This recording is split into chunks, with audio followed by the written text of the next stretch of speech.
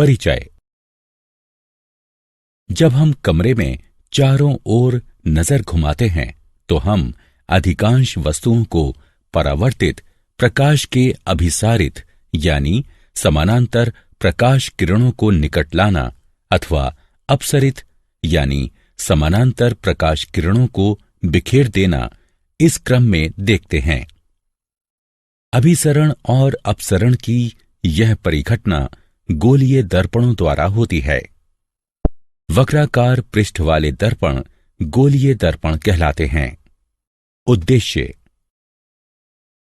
इस पाठ के अंत में आप निम्न करने में सक्षम हो जाएंगे। गोलीय दर्पणों को परिभाषित करना, गोलीय दर्पणों के प्रकारों को समझना, गोलीय दर्पणों के द्वारा प्रकाश परावर्तन को समझना, अवतल दर्पण और उत्तल दर्पण। अवतल दर्पण एवं उत्तल दर्पण के मध्य अंतर कर पाना। प्रतिबिंब कैसे बनाएं? दर्पणों की संकेत परिपाटी को जानना, आवर्धन को परिभाषित करना, वक्रित पृष्ठों का परिचय। गोलीय दर्पण वह दर्पण होता है जिसका परावर्तक पृष्ठ कांच के किसी खोखले गोले का भाग होता है। गोलीय दर्पण दो प्रकार के होते हैं, अवतल दर्पण तथा उत्तल दर्पण। अवतल दर्पण ऐसा गोलीय दर्पण जिसमें पृष्ठ के झुकाव पर परावर्तन होता है, अवतल दर्पण कहलाता है। उत्तल दर्पण एक ऐसा गोलीय दर्पण जिसमें पृष्ठ के उभार पर परावर्तन होता है, उत्तल दर्पण कहलाता है। गोलीय दर्पणों को समझने के लिए आवश्यक बातें। वक्रता केंद्र, यह कांच के उस खोखले गोले का केंद्र होता है जिसका भाग दर्पण होता है। ध्रुव, गोलीय दर्पण का केंद्र ध्रुव कहलाता है। मुख अक्ष, वक्रता बिंदु तथा ध्रुव से होकर गुजरने वाली सीधी रेखा को मुख्य अक्ष कहते हैं। दर्पण का द्वारक, दर्पण का वो भाग जहां परावर्तन होता है, दर्पण का द्वारक कहलाता है। मुख्य फोकस, मुख्य अक्ष का वो बिंदु जिस पर परावर्तित होने के बाद सभी प्रकाश किरणें समानांतर तथा अभिसरित हो जाती हैं, मुख्य फोकस कहलाता है। फोकस दूरी, यह ध्रुव और मुख्य फोकस के मध्य की दूरी होती है। अवतल दर्पणों के द्वारा प्रतिबिंब प्राप्त करने के नियम। वक्रता, त्रिज्या और फोकल दूरी के मध्य का संबंध F बराबर R/2 होता है। नियम 1, वह प्रकाश किरण जो मुख्य अक्ष के समानांतर है, इसके फोकस से होकर गुजरती है और दर्पण से परावर्तित होकर। नियम 2, वक्रता केंद्र से होकर गुजरने वाली प्रकाश किरण वैसे ही पथ पर वापस परावर्तित होती है। नियम 3, फोकस से होकर गुजरने वाली प्रकाश किरण परावर्तन के बाद अक्ष के समानांतर हो जाती है। नियम 4, ध्रुव पर आपतित हुई प्रकाश किरण मुख्य अक्ष के साथ वैसा ही कोण बनाते हुए वापस परावर्तित हो जाती है। अवतल दर्पण द्वारा विभिन्न प्रकार के प्रतिबिंबों का निर्माण।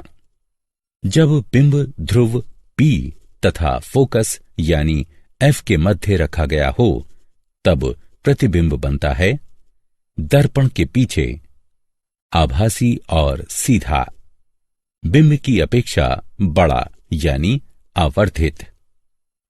जब बिंब फोकस यानी F पर रखा गया हो, तब प्रतिबिंब बनता है अनंतता पर, वास्तविक और उल्टा, अत्यधिक विवर्धित।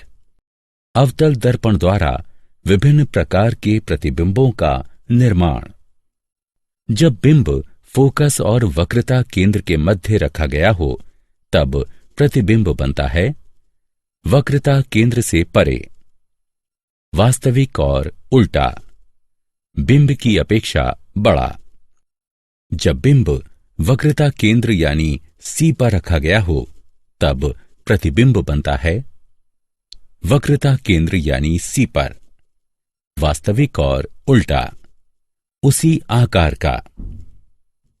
जब बिंब अनंतता पर हो तब प्रतिबिंब बनता है फोकस पर, वास्तविक और उल्टा बिंब की अपेक्षा छोटा।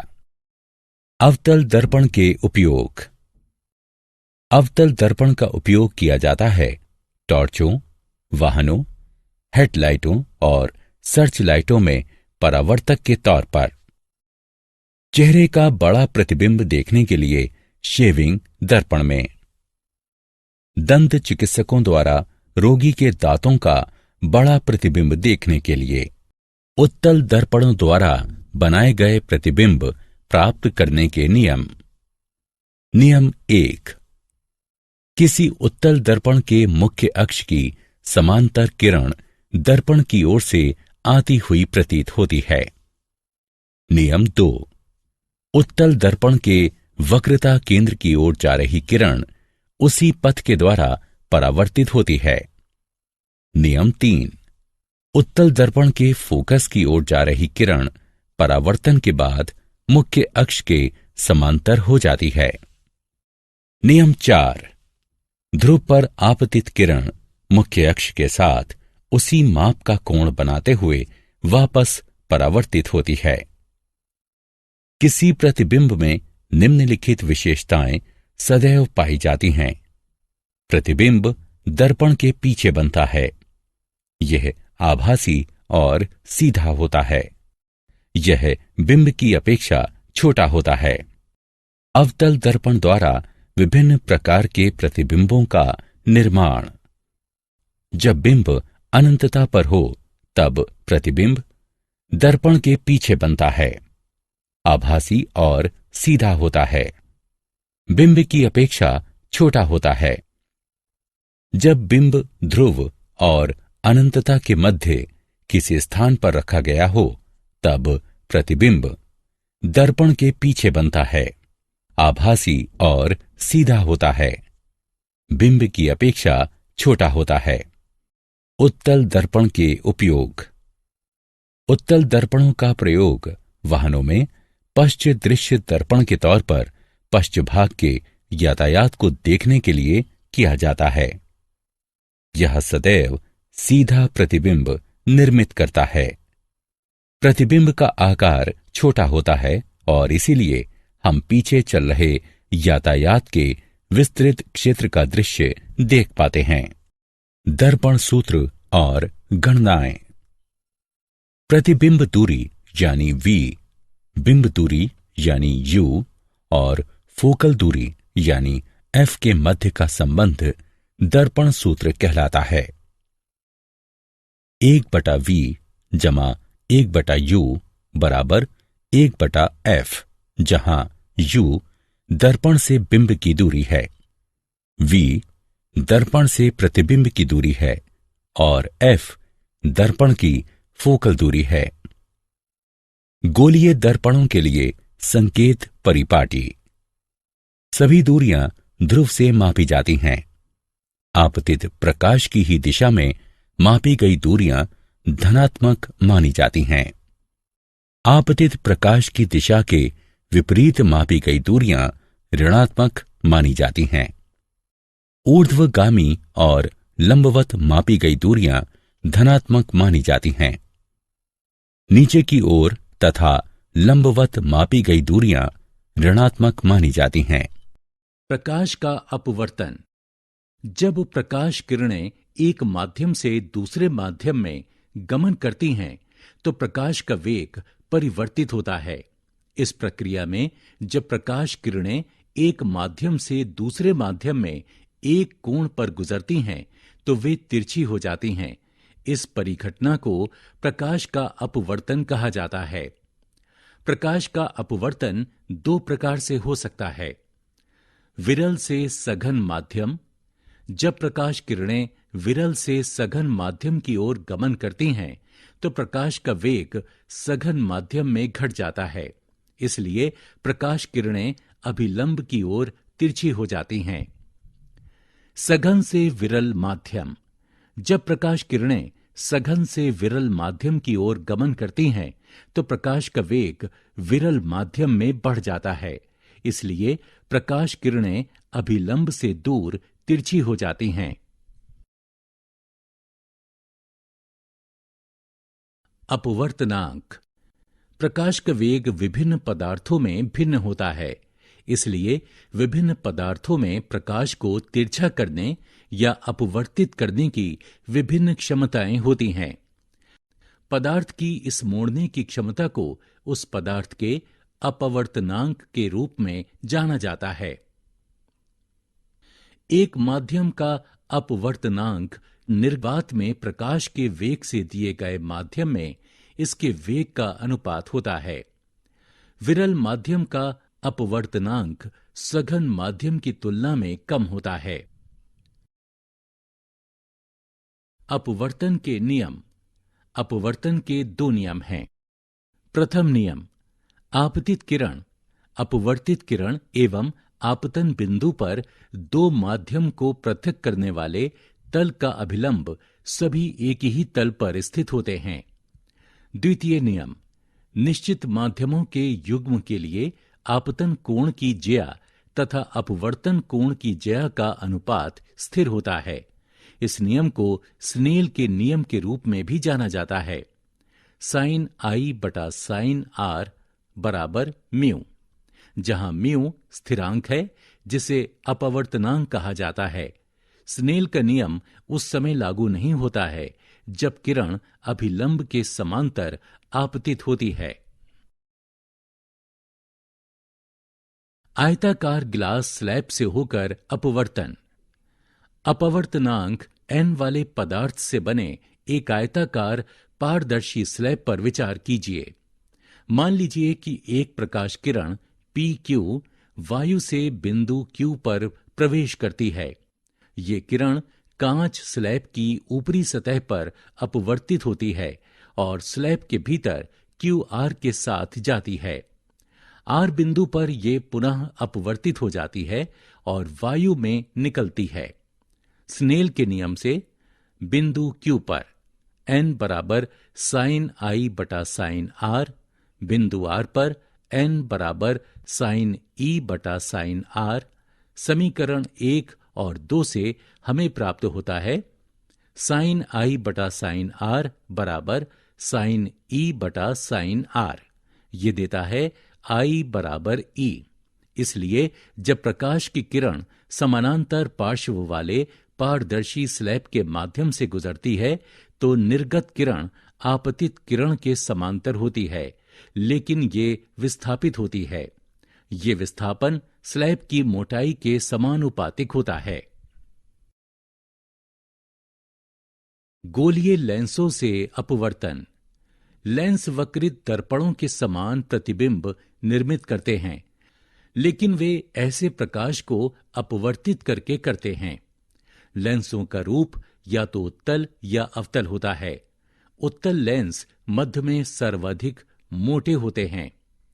अवतल लेंस किनारों के आसपास सर्वाधिक मोटे होते हैं।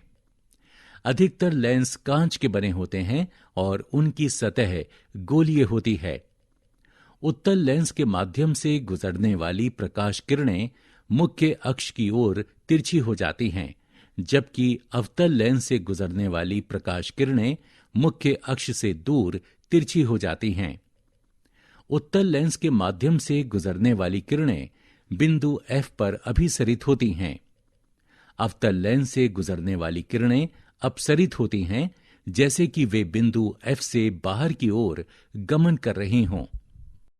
F लेंस का मुख्य फोकस है और F से P की दूरी फोकस दूरी कही जाती है।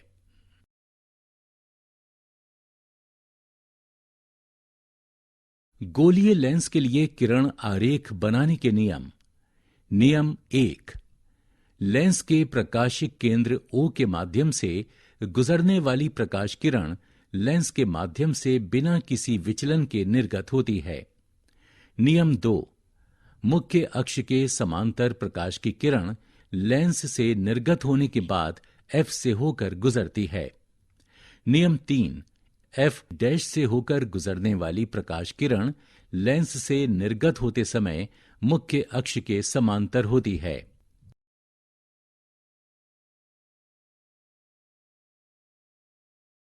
उत्तल लेंस द्वारा प्रतिबिंबों का निर्माण।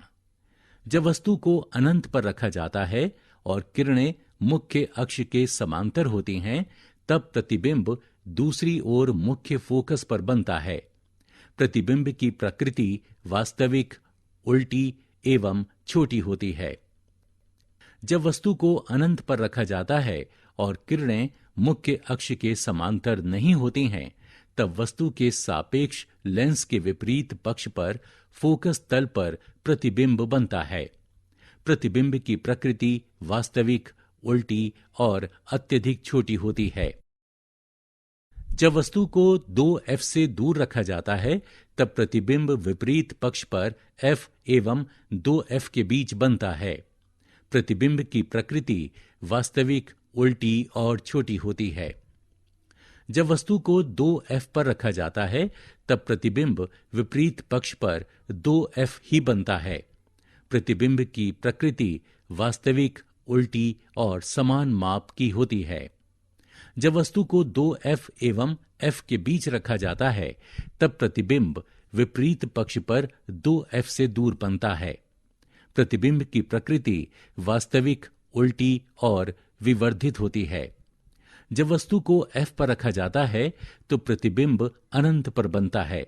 प्रतिबिंब की प्रकृति वास्तविक, उल्टी और विवर्धित होती है। जब वस्तु को F एवं प्रकाशिक केंद्रों के बीच रखा जाता है, तब प्रतिबिंब उसी पक्ष पर बनता है। प्रतिबिंब की प्रकृति आभासी, सीधी और वर्धित होती है। अवतल लेंस द्वारा प्रतिबिंबों का निर्माण। जब वस्तु K को अनंत पर रखा जाता है, तो F पर समान पक्ष की ओर प्रतिबिंब बनता है। प्रतिबिंब की प्रकृति आभासी, सीधी और अत्यधिक छोटी बिंदु साइज होती है।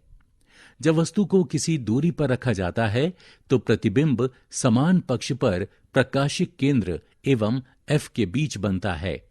प्रतिबिंब की प्रकृति आभासी, सीधी और छोटी होती है।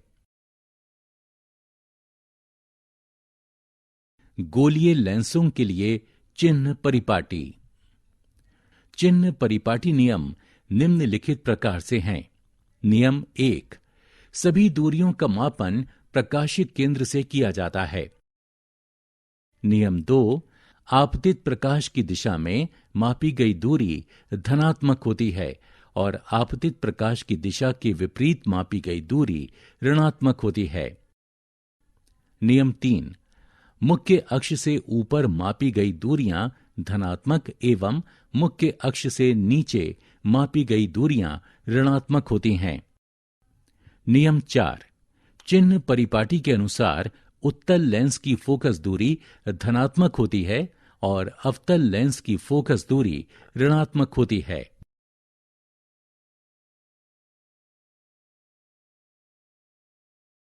लेंसों द्वारा उत्पन्न आवर्धन। प्रतिबिंब की ऊंचाई और बिंब की ऊंचाई का अनुपात रेखीय आवर्धन कहलाता है। आवर्धन बराबर प्रतिबिंब की ऊंचाई h2 बटे बिंब की ऊंचाई h1, m बराबर h2 बटे h1। समीकरण 1, यदि आवर्धन में धनात्मक चिन्ह है तो प्राप्त प्रतिबिंब आभासी और सीधा होगा। यदि आवर्धन में ऋणात्मक चिन्ह है तो प्राप्त प्रतिबिंब वास्तविक और उल्टा होगा।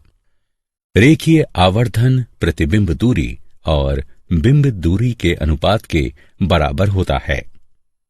m बराबर v यानी प्रतिबिंब दूरी बटे u यानी बिंब दूरी। समीकरण 1 एवं 2 को जोड़ने पर हम पाते हैं h2 बटे h1 बराबर v बटे u। दर्पण में रेखीय आवर्धन m बराबर घटा v/u और लेंस का m बराबर v/u होता है। लेंस की शक्ति। किसी लेंस पर पड़ने वाली प्रकाश किरणों के अपसरण अथवा अभिसरण के परिमाण के माप को लेंस की शक्ति कहते हैं। उत्तल लेंस स्वयं पर पड़ने वाले प्रकाश पुंज को अभिसरित करता तथा उन्हें प्रकाशिक केंद्र पर फोकस करता है। इसमें अधिक शक्ति होती है।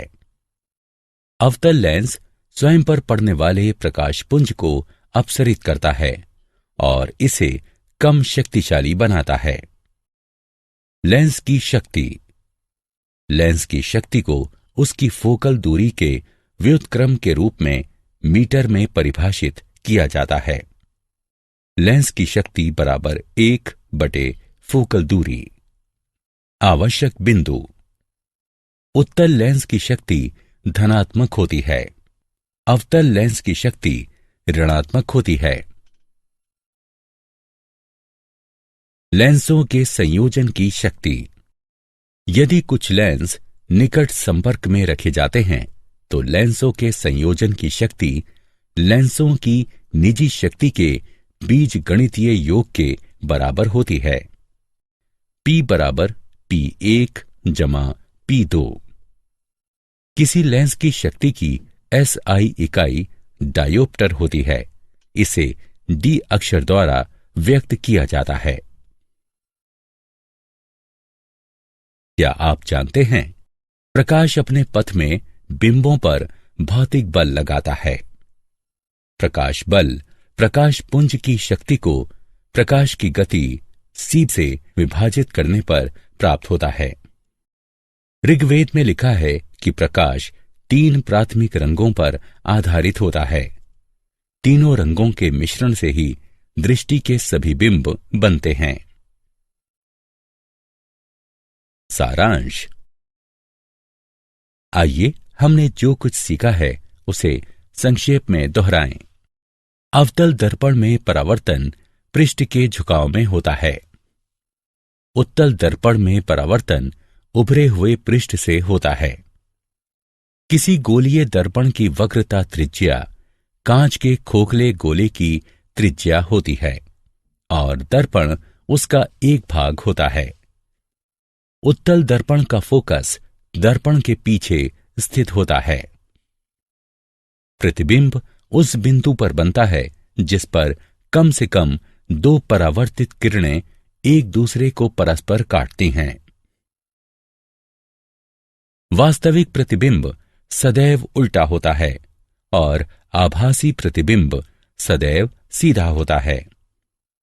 सौर ऊर्जा के क्षेत्र में सौर भट्टियों को गर्म करने के उद्देश्य से सूर्य की किरणों को फोकस करने के लिए बड़े बड़े अवतल दर्पणों का प्रयोग किया जाता है। बिंब दूरी यानी U दर्पणों में सदैव नकारात्मक होती है। वह